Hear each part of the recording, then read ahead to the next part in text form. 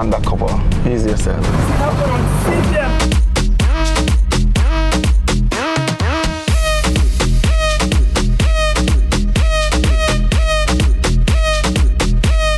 Let's delve deep into the issues. We'll take you beneath the surface.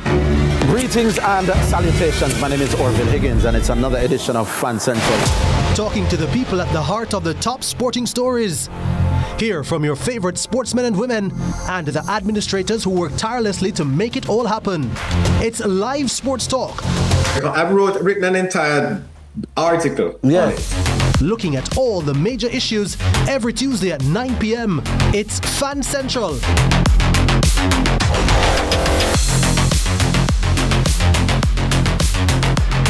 As of Tuesday, April 15, Fan Central will be moving to 9 p.m.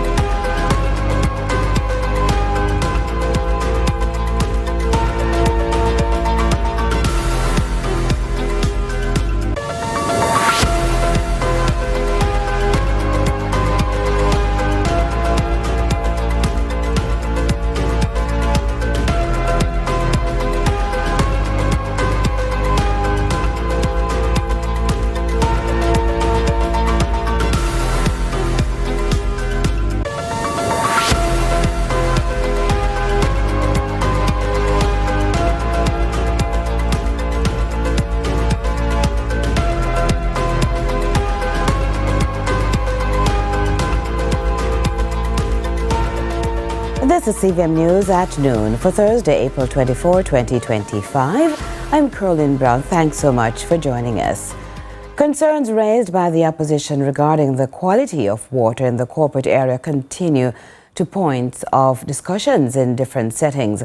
Only recently, the Minister of Local Government had a say.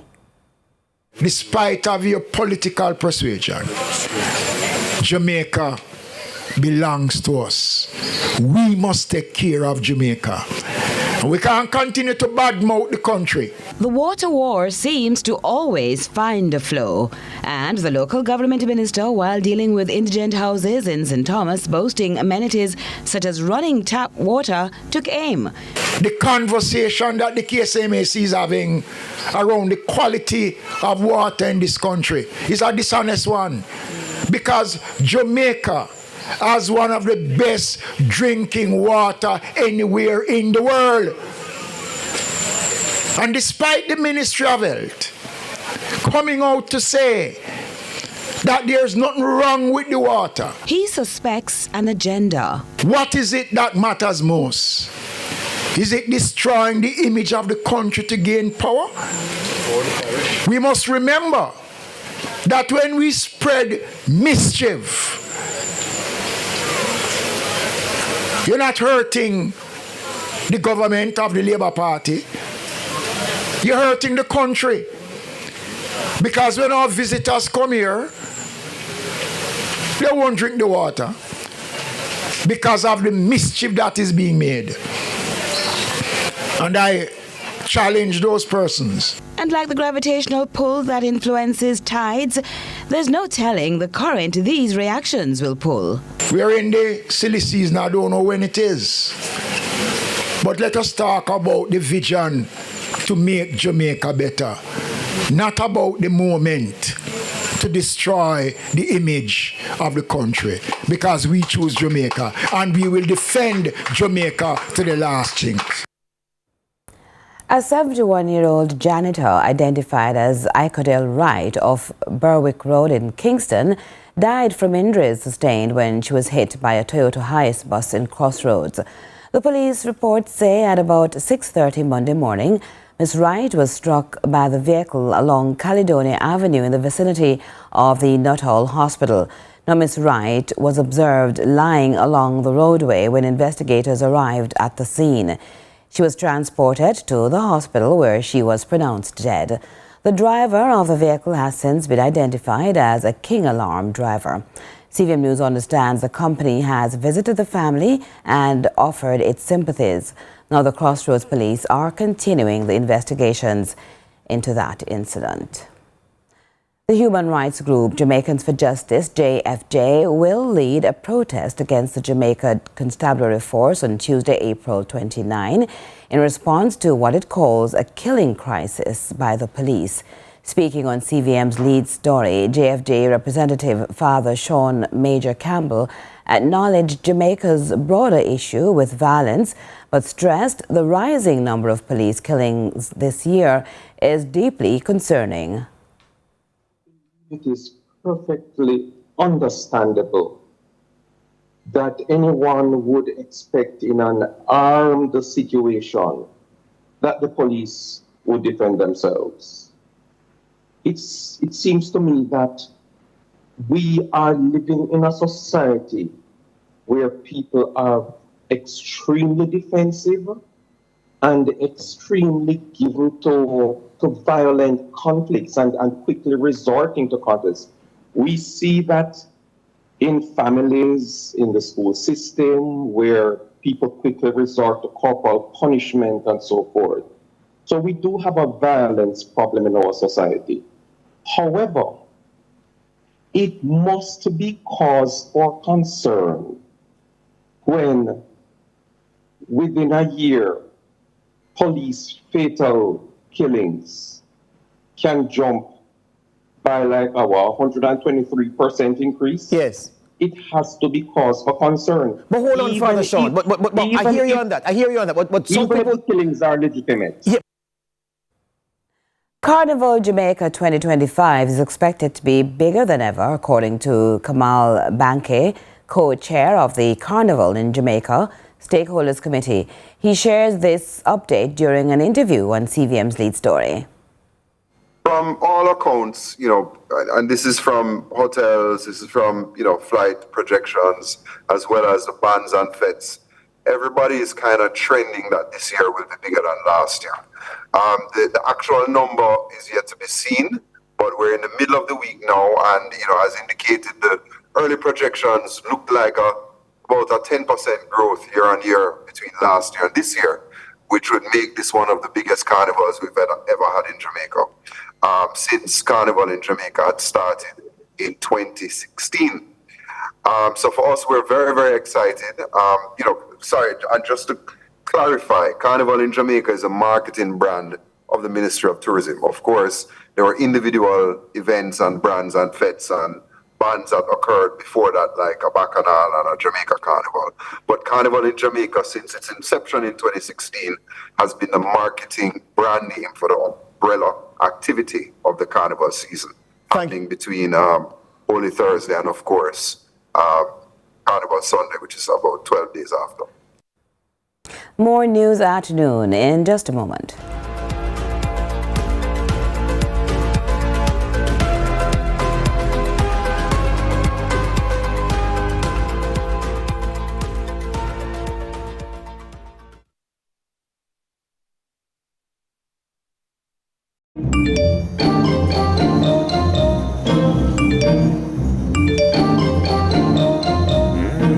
You ever get bun yet?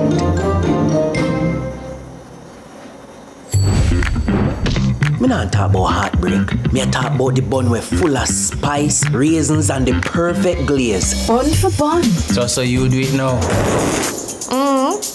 You have to get bun. This Easter, you have to get bun from Mother's Bakery. Tired of the high interest rates and the whole heap of loan payments every month? Take a debt consolidation loan from AIM to pay credit card bills and all other high interest rate loans from other institutions. Make one low monthly payment to AIM and take home some extra money in your pocket. That's financial freedom.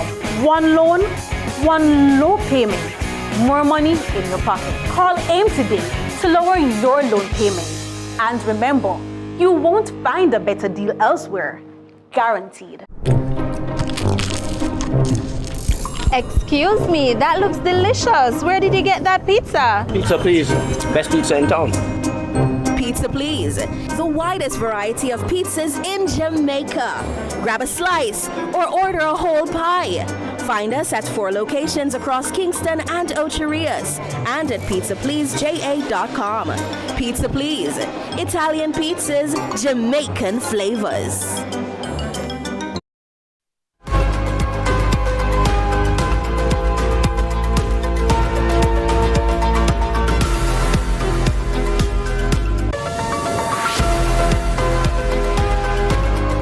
Welcome back. Thanks so much for staying with us. The Minister of Education, Skills, Youth and Information, Dr. Dana Morris-Dixon, is emphasizing the need to make technology more accessible to children. She was speaking at the Jamaica Teachers Association, the JTA Education Conference 2025. To embrace technology, we must make sure it is accessible. Technology must be embedded across the entire education system, and that's why we've launched a national effort to modernize our infrastructure. And over 15,000 laptops and tablets and 600 smart boards are being distributed to schools this year. And that's for students. We've already distributed about 25,000 vouchers to teachers to subsidize the purchase of their laptops. And I want to note, there are a couple thousand vouchers out there. So if you know anyone who has not used their voucher to buy their laptop, please tell them to hurry up and buy the laptop with the voucher, because many of you have bought your laptops with that voucher. This is the follow-up. The opposition spokesperson on justice, Senator Donna Scott Motley, is condemning the actions of Glengough police officers caught on camera using excessive force against a 15-year-old student last Wednesday as they try to apprehend the child. She's urging the Independent Investigations Indicom to launch a full investigation and is also demanding the officers involved be held accountable. Scott Motley also calls on the JCF's leadership to take immediate action and to make it clear such abuse will not be tolerated. I join the call for Indicom to conduct an immediate, transparent investigation. Every officer involved must be held accountable. But accountability alone is not enough. The Jamaica Constabulary Force must act now to reform its culture. We need mandatory training in human rights, de-escalation, and sensitivity, especially towards our children. This moment demands more than anger, it demands action. And PNP caretaker for South St. James, Nikisha Burchell, is lashing out on what she calls tired and empty promises from Agriculture Minister Floyd Green. Minister Green spoke on Easter Monday at the Montpelier Agricultural Show on a multi-million-dollar investment to revitalize the agricultural station, which should be part of a 6-year redevelopment program led by the ministry. You see, once again, we've heard the grand speeches. This time at the Montpelier Agricultural Show on Easter Monday, where the Minister of Agriculture, Floyd Green, announced that the government will spend $600 billion to revitalize the Montpelier Agricultural Research Station. Now, on paper, that sounds impressive. But so did last year's promise to plant 3,000 acres of ackee, breadfruit and mango in South St. James. And based on our checks, not one of those trees have been planted. Not one. Every year, we're used as props for press releases and pretty speeches. Tired promises, empty gestures. But let me be clear. South St. James deserves investment, not a minister's imagination. And this business report now from Joel Crosskill.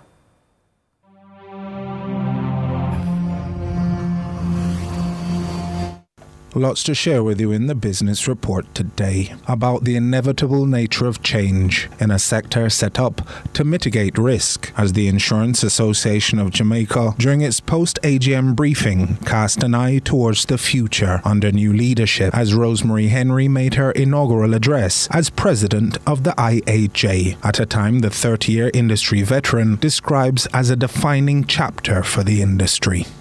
Ladies and gentlemen, we are gathered at a pivotal moment. The world is still adjusting to socio-economic shifts triggered by COVID-19 pandemic, the ongoing Russia-Ukraine war, and the accelerated adoption of artificial intelligence. The IMF chief economics noted that, and I quote, "The global economic systems under which most countries have operated for the last 80 years is being reset, ushering the world into a new era." I put to you that this reset has already begun. More directly for our industry, the cost and availability of reinsurance, marine and transit insurance, and other key services are affected. Slower domestic growth also challenges our ability to deepen insurance penetration at a time when uncertainty makes protection even more critical. Undaunted by protectionism, tariffs, and a general slowing in global forecasts, the new president spoke resolutely about the importance of her sector as a cornerstone of the Jamaican economy. My vision is to lead the IAJ as a dynamic, forward-looking association that is a trusted voice for the insurance industry, a champion for innovation and resilience, and a partner in building financial security and economic inclusion for the people of Jamaica.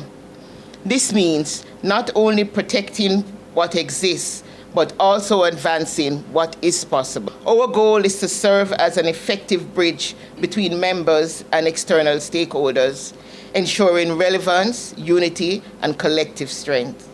Driving innovation and best practice. This we know will future-proof our industry. And so we will support members in embracing digital transformation, AI application, and new service models. Innovation will be our ally in improving customers' experience, expanding access, and strengthening resilience. We will also promote continuous professional development and uphold the highest standards of ethics and excellence. As well as regulatory advocacy, including surrounding the emergence of microinsurance, which was spoken of as a new and important frontier for the sector. The importance of microinsurance is that it is structured for people at the lower end in terms of income. And what happens when they have a catastrophe, where there's a house burned down or somebody dies, they fall back into poverty and have to start over again. So it is very important for insurance penetration, because the final analysis, the default insurer is the government. So what we're expecting is that the framework will be set so that the life insurance companies, as well as the general companies, will be able to have ease of operation in putting out those products. We do have companies now in the industry that do sell microinsurance products, but they are doing it under the current framework, which does not make it very easy for them to be able to.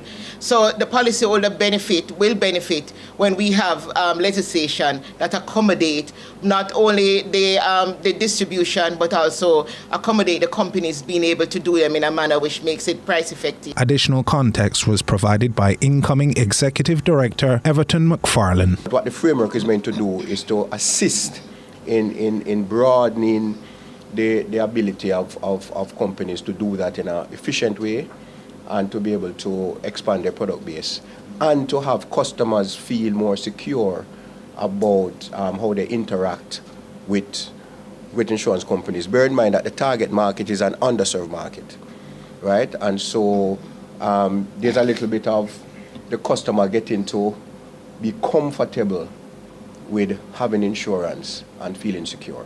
While another potential peril for policyholders was raised by IAJ executive Shaluk Richards. One of the things that we're also observing as an industry, especially in light of the outcome of Hurricane Beryl is a high degree of underinsurance. And what that means is essentially that the property values are being insured for significantly below what the replacement value is. And that is a real risk for the entire insuring public, and is something that as an industry we're trying to build the awareness that there's a need for us to ensure that the value that is being insured is the actual replacement value of the property. Which, as outgoing Executive Director Orville Johnson explains, is anathema to the intentions of its operators. Although we don't have our final numbers, indications are that for 2024 we have paid out over $70 billion in benefits to our policyholders. But more on that, and that's an important thing to know. Because that's what we're in business for in the final analysis, to pay claims. As well as tribute, as immediate past President Sharon Donaldson Levine expressed profound gratitude for the platform provided by her peers over her 2.5-year term. As I hand over to my successor, I'm confident that the IAJ will continue to thrive and evolve despite the new emerging risk of cyber arising from global digitization. Electric vehicles, what do we do with them? Self-driving motors, the impact of disruptive technologies like artificial intelligence and the ever-increasing frequent catastrophic events due to new patterns in climate change. To all the board members, I just want to say thank you for all the shoulders that I stood on. Our new president is ready to chart the pathway to industry viability with the help of everyone.